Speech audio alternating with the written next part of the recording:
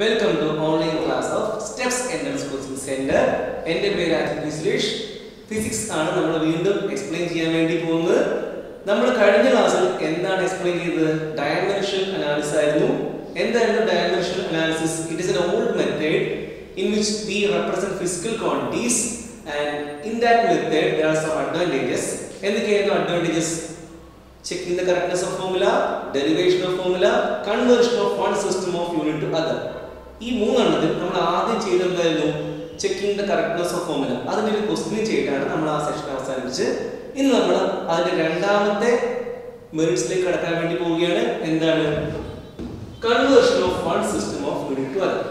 നമുക്ക് ഒരു സിസ്റ്റത്തിൽ നിന്ന് വേറൊരു സിസ്റ്റത്തിലേക്ക് നമുക്ക് എന്ത് ചെയ്യണം? ഒരു ഫിസിക്കൽ ക്വാണ്ടിറ്റി കൺവേർട്ട് ചെയ്യണം.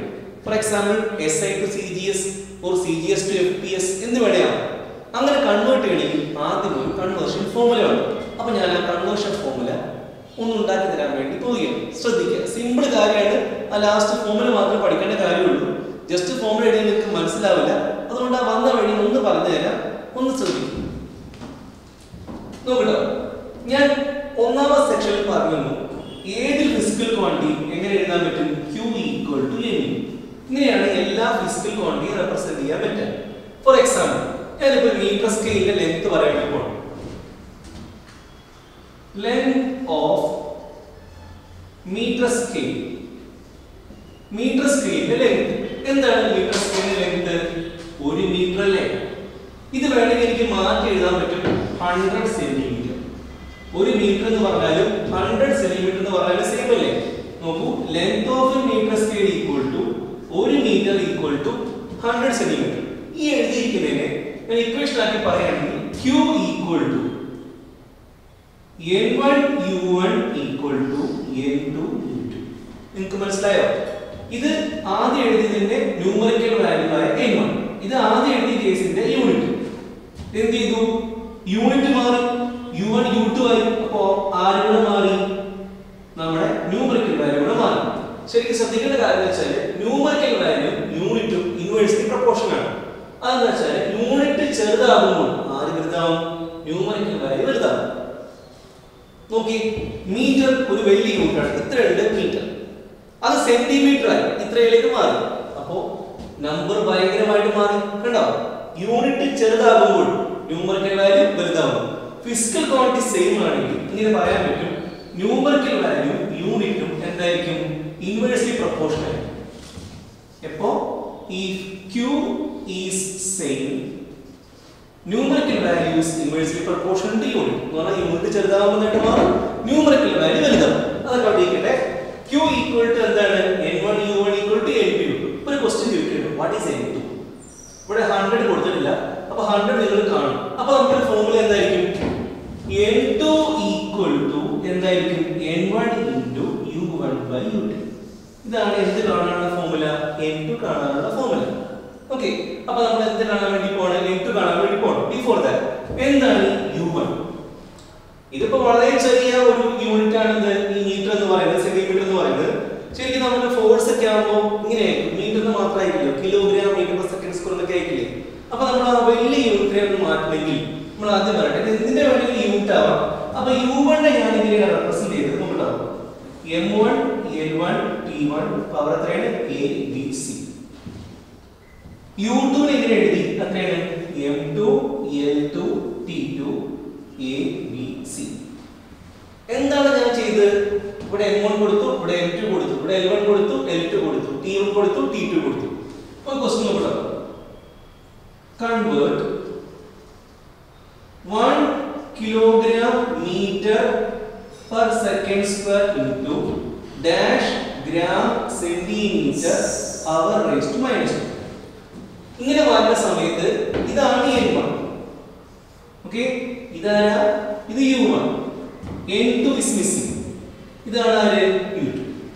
ഈ യൂണിറ്റിനകത്ത് ആരൊക്കെ ഉണ്ട്? ഫണ്ടമെന്റൽ ക്വാണ്ടിറ്റികളായ മാസ് ഉണ്ട്, ലെങ്ത് ഉണ്ട്, ടൈം ഉണ്ട്. ഒന്നാമത്തെ യൂണിറ്റിൽ ഇത് കിലോഗ്രാമിന് പകരം M1 കൊടുത്തു, മീറ്ററിന് പകരം L1 കൊടുത്തു, സെക്കൻഡിന് പകരം T1 കൊടുത്തു. ഓക്കേ, ഈ ഇതിലേക്ക് മാറ്റുന്നത് gram centimetre hour raised to minus 2 ലേക്ക് മാറ്റണം. അങ്ങനെ മാറ്റുന്ന സമയത്ത് കിലോഗ്രാം എന്തായി? ഗ്രാം ആയി. സോ M1 എന്തായിട്ട് മാറി? M2. അതുപോലെ മീറ്റർ എന്തായിട്ട് മാറി, സെന്റിമീറ്റർ, ടൈം എന്തായിട്ട് മാറി, സെക്കൻഡ് അവർ ആയിട്ട് മാറി. ഇങ്ങനെ ഓരോന്ന് മാറിയ സമയത്ത് നോക്കോളൂ M1 M2 ആയി, L1 L2 ആയി, T1 T2 ആയി, ABC. ഓക്കെ, ഡയമെൻഷൻസ് മാറിയിട്ടില്ല. അതൊന്നും ഡയമെൻഷൻസ് എന്ന് പറഞ്ഞാൽ എന്താണ്? ഒരു ഫിസിക്കൽ ക്വാണ്ടിറ്റി അകത്ത് കിടക്കുന്ന ഫണ്ടമെന്റൽ ക്വാണ്ടിറ്റികളുടെ പവറുകളെ പറയുന്ന പേരാണ് ഡയമെൻഷൻസ് എന്ന് ഞാൻ കഴിഞ്ഞ സെഷനിൽ പറഞ്ഞു. ഓക്കെ, അപ്പൊ ഈ കിലോഗ്രാമിന്റെ പവർ എത്രയാണ്? 1, മീറ്ററിന്റെ പവർ എത്രയാണ്? 1, സെക്കൻഡിന്റെ പവർ എത്രയാണ്? -2. ഇവിടെ ഗ്രാമിന്റെ പവർ 1, സെന്റിമീറ്ററിന്റെ പവർ 1, അവറിന്റെ പവർ -2. സോ എന്ത് മാറിയിട്ടില്ല? ഡയമെൻഷൻസ് മാറിയിട്ടില്ല. Note the point. നമ്മൾ ഒരു സിസ്റ്റത്തിന് മറ്റൊരു സിസ്റ്റത്തിലേക്ക് നമ്മൾ ഒരു ഫിസിക്കൽ ക്വാണ്ടിറ്റി മാറ്റി എഴുതുമ്പോൾ ഒരിക്കലും എന്ത് ചെയ്യില്ല, അതിന്റെ ഡയമെൻഷൻസ് മാറില്ല. പക്ഷെ പലപ്പോഴും എന്ത് ചെയ്യും, ആൾക്കാർ മാറും. അതായത് കിലോഗ്രാം, ഗ്രാമോ, മീറ്റർ, സെന്റിമീറ്റർ യൂണിറ്റ്സ് അതിനകത്തുള്ള എന്താ പറയാ ഫണ്ടമെന്റൽ യൂണിറ്റ്സ് മാറിയിട്ടുണ്ടാവും. അതായത് കിലോഗ്രാം, ഗ്രാമായി, മീറ്റർ, സെന്റിമീറ്റർ ആയി, സെക്കൻഡ് അവർ ആയി, ഇങ്ങനെ മാറ്റം വന്നേ. അപ്പൊ M1 L1 T1 കൊടുത്തു, ഇത് M2 L2 T2 കൊടുത്തു. പക്ഷെ ഡയമെൻഷൻസ് മാറ്റിയില്ല. ABC. ഞാൻ എന്താണ് ചെയ്യുന്നത്? ജസ്റ്റ് ഒരു എക്സ്പ്രഷൻ നമ്മൾ ഉണ്ടാക്കാൻ വേണ്ടി പോവുകയാണ്. നോക്കിക്കോളൂ, N2 ഈക്വൽ ടു ഈ വാല്യൂ സബ്സ്റ്റിറ്റ്യൂട്ട് ചെയ്യട്ടെ. N1 into M1 raised to A, L1 raised to B, T1 raised to C divided by M2 raised to A, L2 raised to B, T2 raised to C. ഇതൊന്ന് വൃത്തിയായിട്ട് എഴുതി കഴിഞ്ഞാൽ ശ്രദ്ധിക്കുക, N2 ന്റെ ഫോർമുലയാണ് N1 into ഇവിടെ M1 ന്റെ M2 ന്റെ power ഏതെന്നല്ലേ.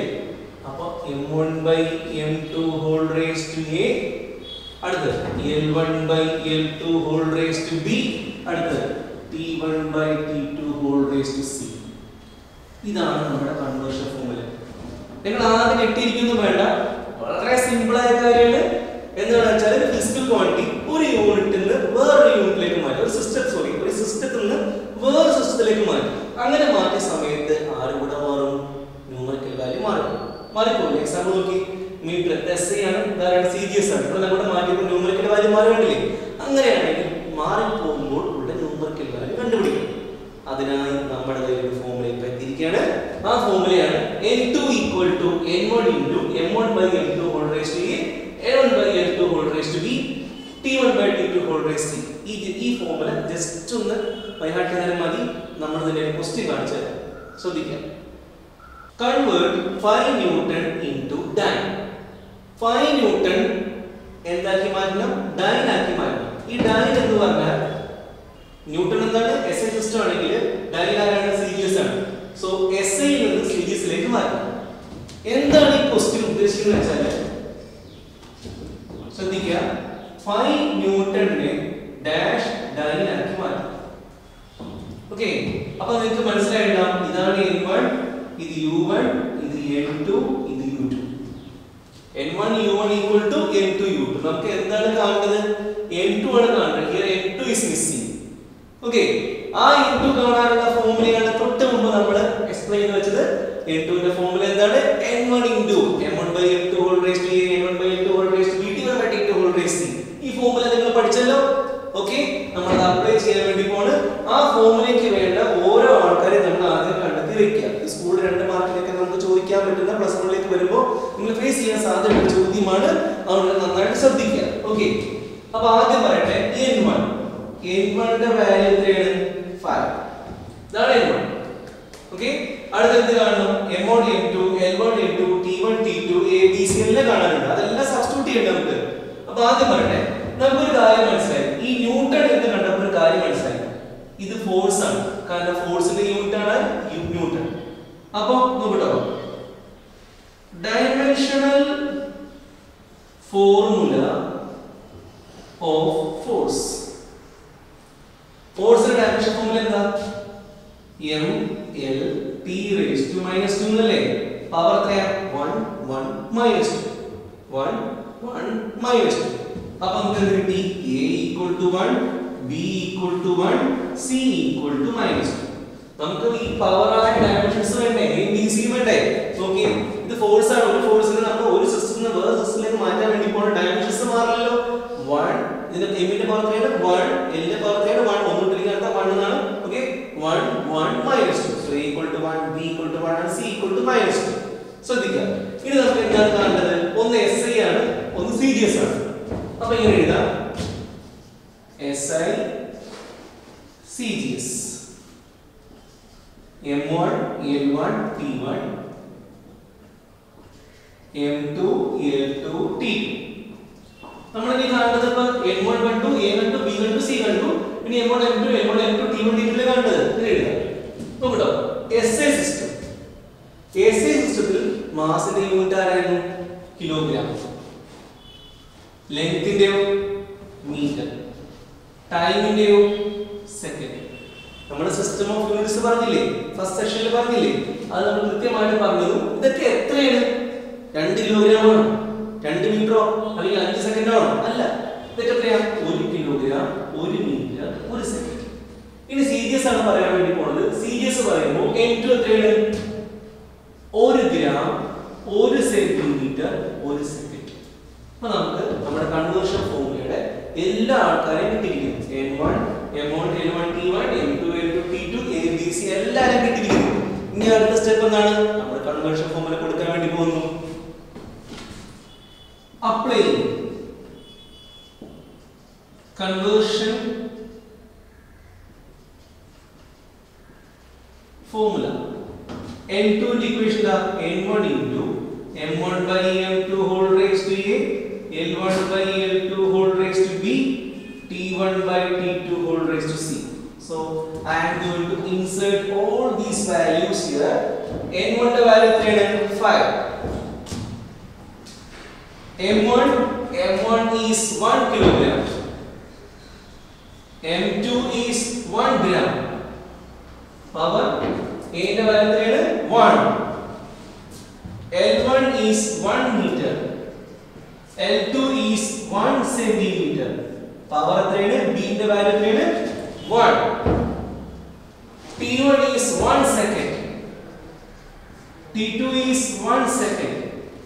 Power എത്രയാണ്? T ന്റെ പവർ എത്രയാണ്? C ന്റെ വാല്യൂ എത്രയാണ്? -2. ഇനി നമ്മൾ നമുക്ക് കാണേണ്ട ന്യൂമറിക്കൽ വാല്യൂ ആണ്.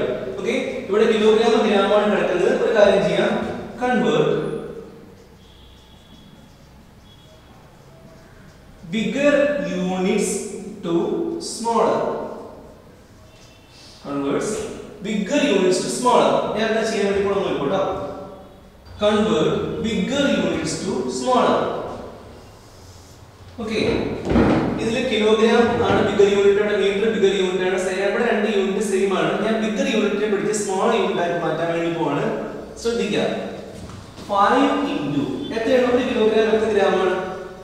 1 കിലോഗ്രാം എന്ന് പറഞ്ഞാൽ 10³ ഗ്രാം ആണെന്ന്. 1000 ഗ്രാം ആണ് 1 കിലോഗ്രാം. അപ്പോൾ ഞാൻ 1 കിലോഗ്രാമിനെ എന്താക്കി മാറ്റി?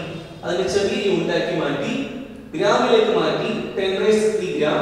പവർ എത്രയാണ്? 1. 1 മീറ്റർ എത്ര സെന്റിമീറ്റർ ആണ്? 100 സെന്റിമീറ്റർ ആണ്. അഥവാ 10² സെന്റിമീറ്റർ ആണെന്ന് 1 മീറ്റർ. അപ്പോൾ അതിനെ മാറ്റി പവർ എത്രയാണ്? 1. ഇനി 1 സെക്കൻഡ്, ഇത് 1 സെക്കൻഡ്. 1 സെക്കൻഡ് എത്രയായിരിക്കും? 1 second divide by 1 second. Power എത്രയാണ്? -2. ശ്രദ്ധിക്കുക, ഇവിടെ ഗ്രാം ഗ്രാം കട്ടായി പോകുന്നു, സെന്റിമീറ്റർ സെന്റിമീറ്റർ കട്ടായി പോകുന്നു, സെക്കൻഡ് സെക്കൻഡ് കട്ടായി പോകുന്നു. കട്ടായി പോകുന്ന കാരണം നമ്മൾ കണ്ടുപിടിക്കാൻ വേണ്ടി പോകുന്നത് ന്യൂമറിക്കൽ വാല്യൂ ആണ്. ഓക്കേ, അപ്പോൾ അത് കട്ടായി പോവില്ലേ? ബാക്കി എത്ര കിട്ടി? 5 into 10³ power 1 into 10² into power 1. എത്രയാ? 1/1 ആണല്ലേ? 1 raised to -2. എത്രയായിട്ട്? 5 into നമ്മളിപ്പോ x raised to a ചെയ്തിട്ടോ. x raised to a into x raised to b എന്താ? x raised to a whole raised to b എന്താ? x raised to a b എന്നല്ലേ പറയാ. Okay, ആ idea പ്രകാരം 10³ ന്റെ one എത്രയാണ്? 10³ തന്നെയാണ്. എത്രയാണ്? 10² തന്നെയാണ്. 1 raised to -2, 1 raised to എന്ത് 1 തന്നെയാണ് 1. ബാക്കി എത്ര കിട്ടും? 5 into 10⁵. അതായത് നമ്മുടെ ആൻസർ എന്താണെന്ന് വെച്ചാൽ 5 ന്യൂട്ടൺ എന്ന് പറഞ്ഞാൽ എത്രയായിരിക്കും? 5 into 10⁵ അത്രയും ഡൈനായിരിക്കും. ഓക്കേ, ഈ 5 കട്ട് ചെയ്ത് കളഞ്ഞാൽ 1 ന്യൂട്ടൺ എത്രയായിരിക്കും? 10⁵ ഡൈനാമിക്. നിങ്ങൾക്ക് പറഞ്ഞ സ്റ്റെപ്പ് എല്ലാം മനസ്സിലായോ? ഞാൻ ചെയ്തത് എന്താണെന്ന് വെച്ചാൽ നമ്മൾ കൺവേർഷൻ ഫോർമുല ഉണ്ടാക്കും. എന്റെ കൺവേർഷൻ ഫോമിലേക്ക് നമ്മൾ എന്ത് ചെയ്യാൻ വേണ്ടി പോകണം? പ്രോബ്ലം ചെയ്യാൻ വേണ്ടി പോകണം. ഒരു ചോദ്യം കിട്ടിയിരിക്കുന്നു, 5 ന്യൂട്ടൺ എന്താക്കി മാറ്റണം? ഡൈൻ ആക്കി മാറ്റണം. അപ്പൊ നമ്മൾ എന്ത് ചെയ്തു? നമ്മുടെ കൺവേർഷൻ ഫോമിലേക്ക് വേണ്ട ഓരോ ആൾക്കാരെയായിട്ട് ആദ്യം ഡിസ്പ്ലേ ചെയ്ത് വെച്ചു. എന്ത് ചെയ്തു? n1 a b c m1 n1 t1 m2 l2 t2 എല്ലാം കണ്ടുപിടിച്ചു. ഇത് നമ്മൾ നേരത്തെ അറിയാവുന്ന കാര്യങ്ങളാണല്ലോ. അത് എല്ലാം ഫോമിലേക്ക് കൊടുത്തു, കൃത്യമായിട്ട് ഒരു ഇക്വേഷൻ കിട്ടി. അവിടെ നമ്മൾ ബിഗർ യൂണിറ്റ്സിനെ പിടിച്ചെന്നാക്കി മാറ്റി, സ്മോളർ യൂണിറ്റ്സ് ആക്കി മാറ്റി. അതിനുശേഷം നമ്മൾ ടേംസ് എല്ലാം കട്ട് ചെയ്തിട്ട് നമ്മൾ സോൾവ് ചെയ്തപ്പോൾ നമുക്ക് കിട്ടി 5 × 10⁵.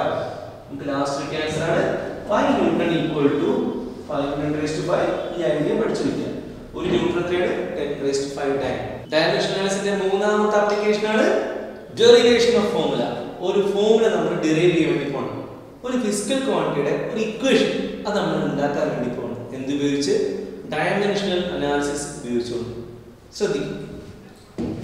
We can derive the formula of a physical quantity if you know the factors which it depends on. Okay. ആ ഒരു ഫിസിക്കൽ ക്വാണ്ടിറ്റി ഏതിനേക്കാണ് ഡിപ്പെൻഡ് ചെയ്യുന്നത് എന്ന് നിങ്ങൾക്ക് അറിയാമെങ്കിൽ മാത്രമേ ഡയമെൻഷൻ അനാലിസിസ് ഉപയോഗിച്ചിട്ട് നിങ്ങൾക്ക് ആ ഫിസിക്കൽ ക്വാണ്ടിറ്റിയുടെ ഒരു ഫോർമുല ഡെവലപ്പ് ചെയ്യാൻ പറ്റുള്ളൂ. ഫോർ എക്സാമ്പിൾ ഞാൻ കാണിച്ചത് ശ്രദ്ധിക്കാം. നിങ്ങൾക്ക് അറിയോ എന്നറിയില്ല, ഒരു വസ്തു വട്ടത്തിൽ കറങ്ങിക്കൊണ്ടിരിക്കുകയാണ്. അപ്പൊ ഈ സർക്കുലർ മോഷനിൽ ഇതിന് നിലനിൽക്കണം എന്നുണ്ടെങ്കിൽ സെന്ററിലേക്ക് എന്ത് ചെയ്യണം? നമ്മളൊരു ഫോഴ്സ് അപ്ലൈ ചെയ്തുകൊണ്ടിരിക്കണം. അല്ലെങ്കിൽ ആ സർക്കുലർ മോഷൻ നീങ്ങി ഈ ഫോഴ്സിന് പറയുന്ന പേരാണെന്ത്? Centripetal force. എന്താ പറയാ? Centripetal force. മലയാളത്തിൽ പറയുമ്പോൾ അഭികേന്ദ്ര ബലം. ഓക്കെ, സെന്ററിലേക്ക് ആക്ട് ചെയ്യുന്ന ഫോഴ്സ് ആണ് ആര്? Centripetal force. വട്ടത്തിൽ കറങ്ങുന്ന വസ്തുവിന് ആ ഒരു ഫോഴ്സ് നമ്മൾ കൊടുത്തില്ലെങ്കിൽ അത് വട്ടത്തിൽ കറങ്ങുന്നതിൽ നിന്നും രക്ഷപ്പെട്ടു പോയിരിക്കും. അപ്പോൾ ഈ ഫോഴ്സ് ആണ് സെൻട്രിപിറ്റൽ ഫോഴ്സ്. അതിന്റെ ഒറിജിനൽ ഫോർമുല എന്ന് പറഞ്ഞു കഴിഞ്ഞാൽ mv²/r ആണ്. ഇവിടെ m എന്ന് പറഞ്ഞു കഴിഞ്ഞാൽ കറങ്ങുന്ന വസ്തുവിന്റെ മാസ് ആണ്, അതിന്റെ വെലോസിറ്റി ആണ് v. ഈ ഒരു സർക്കുലർ മോഷന്റെ റേഡിയസ് ആണ് ആര്? r. ഓക്കെ, ഞാൻ പറയാണ് ഈ ഒരു ഫോർമുല ഏകദേശം ഇങ്ങനെ തന്നെ നമുക്ക് ഉണ്ടാക്കാൻ പറ്റും. എപ്പോ? f ഡിപെൻഡ് ചെയ്യുന്നത്, f depends on m v and r. m നെയും v നെയും r നെയുമാണ് f ഡിപെൻഡ് ചെയ്യുന്നതെന്ന് ഒരു ഐഡിയ നിങ്ങൾക്ക് ഉണ്ടെങ്കിൽ മാത്രമേ എന്ത് ചെയ്യാൻ പറ്റുള്ളൂ? f ന്റെ ഫോർമുല ഉണ്ടാക്കിയിട്ട് ഈ ഒരു ഇക്വേഷൻ കിട്ടുള്ളൂ. അതാണ് നിങ്ങൾക്ക് ഞാൻ ഈ പറഞ്ഞു വേണ്ടി പോണത്, എങ്ങനെ ഫോർമുല ഡിറൈവ് ചെയ്യാം. അപ്പൊ ആ ക്വസ്റ്റ്യൻ ഉറപ്പായിട്ടും ഉണ്ടാവും. f ഡിപെൻഡ് ചെയ്യുന്ന ആരൊക്കെയാണ്? മാസിനെ, വെലോസിറ്റിയെ, റേഡിയസിനെ, അങ്ങനെ ഉണ്ടാവും. അപ്പൊ നിങ്ങൾ എന്ത് ചെയ്യണം? ഫോഴ്സിന്റെ ഒരു ഡയമെൻഷൻ ഫോർമുല കാണും. ഈ ഒരു ക്വസ്റ്റ്യൻ നോക്കൂ. Centripetal force F depends on mass of the rotating body m, its velocity v, and radius of circular motion r. Derive the formula of centripetal force using dimensional analysis. ഈ രൂപത്തിലായിരിക്കും ചോദ്യം വരുന്നത്. എങ്ങനെയാണ് നമ്മൾ centripetal ഫോഴ്സിന്റെ ഒരു formula ഉണ്ടാക്കുക? Okay, അതും dimensional analysis ഉപയോഗിച്ച്. നിങ്ങൾക്ക് ഇപ്പോൾ സെൻട്രിപിറ്റൽ ഫോഴ്സ് എന്താണെന്ന് മനസ്സിലായി, നിങ്ങൾക്ക് ഫോർമുലയും അറിയാം. ഡയമെൻഷൻ അനാലിസിസ് ഉപയോഗിച്ച് നമ്മൾ ആ ഫോർമുല ഉണ്ടാക്കിയെടുക്കാൻ വേണ്ടി പോവുകയാണ്. ശ്രദ്ധിക്കുക. ആദ്യമായി നിങ്ങൾ ചെയ്യേണ്ടത് വെച്ചാല് F ആരെല്ലാം ഡിപെൻഡ് ചെയ്യുന്നുണ്ട്? Mass of the rotating body, velocity and radius of circular motion. ആരൊക്കെയാണ്? m നെ, v നെ, r നെ. Okay, F proportional to mvr. നമുക്ക് വേണ്ടത് എന്താണ്? എത്രയാണ് ഇതിന്റെ പവർ എന്ന് അറിയില്ല. ശരിക്കുള്ള ഫോർമുല എന്താ? F = mv²/r എന്നല്ലേ പറഞ്ഞത്. അപ്പോൾ ഈ mv² r⁻⁻1 ആണ്. ഓക്കേ, അപ്പോൾ ഇതിന്റെ പവർ എത്രയാ? 1 2 -1 ആണ്. പക്ഷെ നമുക്ക് ഇപ്പോൾ ഇത് അറിയാത്ത പോലെയാണ് നമ്മൾ ഈ പ്രോബ്ലം ചെയ്യാൻ വേണ്ടി പോകുന്നത്. നമുക്ക് ഈ ഫോർമുല അറിയില്ല. അപ്പോൾ നമ്മൾ എന്ത് ചെയ്യണം? ഇതിന്റെ ഈ പവർ എത്രയാണ് നമുക്ക് അറിയില്ല. സോ ഞാൻ ഇപ്പോൾ ചെയ്യാൻ വേണ്ടി പോകുന്നത് ABC. എന്ത് ചെയ്തു? ABC. ശ്രദ്ധിക്കുക, ABC എന്ന് കൊടുത്തു. അടുത്തായിട്ട് നോക്കൂ. F = a constant m⁻⁴, v⁻b, r⁻c. ഞാൻ എന്താണ് ചെയ്തത്? It's a proportionality relation. I am going to convert it into an equation. ഒരു ഇക്വേഷൻ വരുന്നത് നമ്മൾ ചെയ്യണം. പ്രൊപോർഷണാലിറ്റി റിലേഷൻ നമ്മൾ ഇക്വേഷൻ ആക്കി മാറ്റുമ്പോൾ ഒരു പ്രൊപോർഷണൽ പ്രൊപ്പോർഷണാലിറ്റി കോൺസ്റ്റന്റ് ഇൻസേർട്ട് ചെയ്യണ്ടേ? ആ പ്രൊപ്പോർഷണാലിറ്റി കോൺസ്റ്റന്റ് ആണ് ഈ k. നിങ്ങൾക്കെല്ലാം അറിയാൻ വിചാരിക്കുന്നു. നമ്മൾ ഈ ഇക്വേഷൻ എന്ത് കൊടുത്തു? 1 എന്ന് കൊടുത്തു. ഓക്കേ, ശ്രദ്ധിക്കുക. അടുത്ത step apply dimension formula. Apply dimensional formula. ഇതൊരു ഇക്വേഷൻ ആക്കാൻ വേണ്ടി പോവല്ലേ? വലത്തെ ഭാഗത്തും ഇടത്തെ ഭാഗത്തും നമ്മൾ അതിന്റെ ഡൈമെൻഷൻ ഫോർമുല അപ്ലൈ ചെയ്യും. ഇവിടെ ആരാണത്? f. f ന്റെ ഡൈമെൻഷൻ ഫോർമുല എന്താ? m l t raised to -2. ഏകദേശം നിങ്ങൾ പഠിച്ചിട്ടുണ്ടാവും. നമ്മൾ പല തവണയായിട്ട് ഇപ്പോൾ f പറയുന്നുണ്ട് m l t raised to -2. k ആരാ? k ഒരു നമ്പർ ആണ്. ഓക്കേ, k എന്താണ്? ഒരു പ്രൊപ്പോർഷണാലിറ്റി കോൺസ്റ്റന്റ് ആണ്, നമ്പർ ആണ്. നമ്പറിന് എന്തില്ല? ഡൈമെൻഷണൽ ഫോർമുല ഇല്ല. അപ്പോൾ നമ്മൾ 2 എന്ന് പറയുകയാണെങ്കിൽ 2ന് ഒരു ഫിസിക്കൽ ക്വാണ്ടിറ്റി ആണോ? 2 അല്ല, ഫിസിക്കൽ ക്വാണ്ടിറ്റി ആവുന്നുണ്ട് നമ്പർ ഇൻടു യൂണിറ്റ് ഉണ്ട്. ഇതെന്ത് പറയും? ഇത് ന്യൂമറിക്കൽ വാല്യൂ മാത്രമേ ഉള്ളൂ. എന്തില്ല? ഒരു യൂണിറ്റ് ഇല്ല. ഓക്കേ, യൂണിറ്റ് ഉണ്ടെങ്കിൽ മാത്രമേ എന്തുണ്ടാവുള്ളൂ? ഡൈമെൻഷൻ ഫോർമുല ഉണ്ടാവുള്ളൂ. അപ്പോൾ ഈ പ്രൊപ്പോർഷണാലിറ്റി കോൺസ്റ്റന്റ് നമ്പർ ആയിരിക്കും, അഥവാ ന്യൂമറിക്കൽ വാല്യൂ ആയിരിക്കും. അപ്പോൾ അതിന് എന്തുണ്ടാവില്ല? ഒരിക്കലും അതിനുണ്ടാവില്ല, ഒരു ഡൈമെൻഷൻ ഫോർമുല ഉണ്ടായിരിക്കില്ല. ബാക്കി നോക്കും. ബാക്കി ഇവിടെ ആരുള്ളത്? m. m ന്റെ പവർ എത്രയാണ്? m raised to k. v ആരാണ്? വെലോസിറ്റി ആണ്. വെലോസിറ്റിയുടെ ഫോർമുല എന്തായിരുന്നു? l t raised to -1. ഇപ്പൊ ചില ആൾക്കാർ ആലോചിക്കുന്നുണ്ടാവും ഇതൊക്കെ പഠിക്കണോ? എല്ലാ ഫോർമുലയും പഠിച്ചു വെക്കണം. ഞാനിപ്പോ കുറച്ച് ഫോർമുല എഴുതിയിട്ടുള്ളൂ. നമ്മൾ ബ്രിഡ്ജ് കോഴ്സ് ആയതുകൊണ്ട് കുറച്ച് ഫോർമുല എഴുതിയിട്ടുള്ളൂ. ഏകദേശം 100ഓളം ഫിസിക്കൽ ക്വാണ്ടിറ്റിയുടെ ഡൈമെൻഷൻ ഫോർമുല +1 പഠിക്കാനുണ്ട്. പേടിക്കണ്ട. ഇപ്പൊ നിങ്ങൾ നോക്കൂ, വെലോസിറ്റി എത്രയാണ്? l t raised to -1 whole raised to v. r എന്താണ്? റേഡിയസ്. റേഡിയസിന്റെ l raised to c. ഓക്കേ, m നെ കൊടുത്തു m raised to a, velocity l t raised to -1 whole raised to v. Radius എന്ന് പറഞ്ഞാൽ ലെങ്ത് അല്ലേ? ലെങ്ത്തിന് എന്താ കൊടുത്താൽ? l കൊടുത്താൽ മതി, l raised to c കൊടുത്തു. ഇനി ഞാൻ ചെയ്യാൻ വേണ്ടി പോണ് m raised to a ഇത് മൾട്ടിപ്ലൈ ചെയ്യുന്നതായിരിക്കും l raised to b -1 into b, t raised to -b, l raised to c എന്നായിരിക്കും. ഓക്കേ, ഇങ്ങനെയാണ് multiplication. l raised to b into t raised to -1 into b or t raised to -c. ഒന്ന് വൃത്തി കഴിഞ്ഞാൽ നമുക്ക് എന്ത് കിട്ടും? m raised to a, l raised to b into l raised to c. അതെന്തായിരിക്കും? l raised to b plus c, t raised to -c. Okay, t raised to -c. ഇപ്പോൾ എന്താണ്? m l t raised to -2. Okay, ഞാൻ എന്ത് ചെയ്യാൻ പോണെച്ചാല് principle of homogeneity apply ചെയ്യാൻ വേണ്ടി പോണം. Okay, വലത്തെ ഭാഗവും ഇടത്തെ ഭാഗവും എന്ത് ചെയ്യാൻ വേണ്ടി പോണം? കമ്പയർ ചെയ്യാൻ വേണ്ടി പോണം. കാരണം നമ്മൾ കറക്റ്റായി ഇക്വേഷൻ ആക്കാൻ വേണ്ടി പോവല്ലേ? അപ്പോൾ എന്തായിരിക്കും? അതിന്റെ വലത്തെ ഭാഗത്തെ ഡൈമെൻഷൻ ഫോർമുലയും ഇടത്തെ ഭാഗത്തെ ഡൈമെൻഷൻ ഫോർമുലയും എപ്പോഴും എന്തായിരിക്കും? മാച്ചിങ് ആയിരിക്കും. ഓക്കേ, അപ്ലൈ അല്ലെങ്കിൽ വേണ്ട കമ്പയറിംഗ് LHS and RHS. ഈ ഭാഗത്ത് m ന്റെ പവർ എത്രയാണ്? a. ഇവിടെ m ന്റെ പവർ എത്രയാണ്? 1. ഇവിടെ l ന്റെ പവർ എത്രയാണ്? b plus c. ഇവിടെ l ന്റെ പവർ എത്രയാണ്? 1. ഇവിടെ t ന്റെ പവർ എത്രയാണ്? -b. ഇവിടെ t ന്റെ പവർ എത്രയാണ്? -2. so a equal to 1. Compare ചെയ്തു. ഇവിടെ m ന്റെ പവർ a, ഇവിടെ m ന്റെ power 1. then b plus c. what is b plus c? b plus c equal to 1. what is -b? -b equal to -2. so a equal to 1. ഇതൊന്ന് മാറ്റുമ്പോൾ b equal to 2, substitute ചെയ്യുമ്പോൾ 2 plus c equal to 1, c equal to -1. 2 അങ്ങോട്ട് പോകുമ്പോൾ c equal to -1. so we got a, b and c. Okay, ഇനി നമ്മൾ ചെയ്യേണ്ടതെന്ന് വെച്ചാൽ a നെ b നെ c നെ പിടിച്ചിട്ട് നമ്മൾ എന്ത് ചെയ്യണം? ഈ ഇക്വേഷൻ ഒന്നിലേക്ക് കൊടുക്കണം. put values of a, b and c in 1. Okay.